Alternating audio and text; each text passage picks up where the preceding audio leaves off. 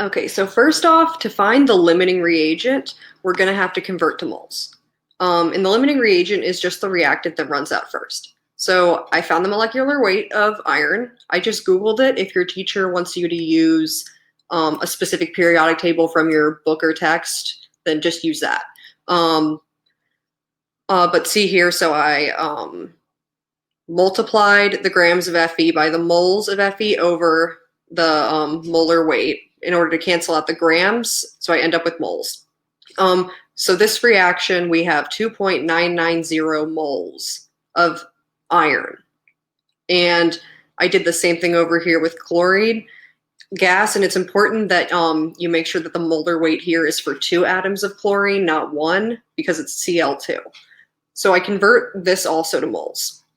And so now we just compare the molar ratio, and as you can see up here, for every 2 moles of iron that react, you need 3 moles of chlorine gas to react. So this is our molecular ratio.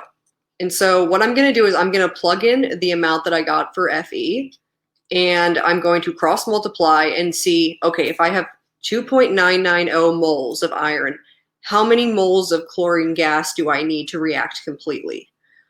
I cross multiply, work that out, and you end up with 4.485 moles of chlorine gas. Since we only have 3.08 moles, then we can already tell from this that chlorine gas is the limiting reagent.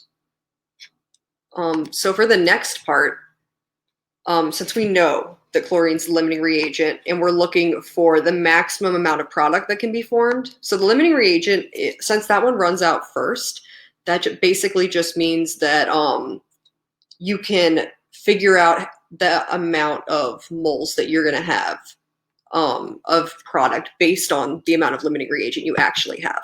So right here, I use the molar ratio again, but this time with the product, and I end up with 2.012 moles of the product, iron 3 chloride. And so then you can use the molecular weight. So I also looked this up. I multiplied it all out, and I end up with 326.3 grams of iron 3 chloride. So that's the maximum amount that can be formed because we only have 3.018 moles of chlorine. So the last question is to ask, how much is left over? How much is left over for the excess reactant? Because if you have a limiting reagent, you have another excess reagent. So we know that basically we're just going to use this to determine, and we're going to use the molar ratio to see, okay, if I have 3.018 moles of chlorine gas, how many moles of iron are going to completely react out? And so you also get 2.012 moles of iron, and that's just because the molar ratio between the product and iron are the same. So we have our total amount of iron that we actually have that we determined in the first step. And we have how much is going to be used. So we just have to find the difference, and we end up with 0.978 moles of iron.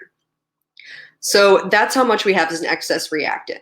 So what we're going to do now is we're just going to use the molar weight that we already used in step 1, and we're going to just multiply that out, and we end up with 54.616 grams. And since the beginning of the question has 3 significant figures, I just rounded that off to 54.6 grams of iron. I hope that helped.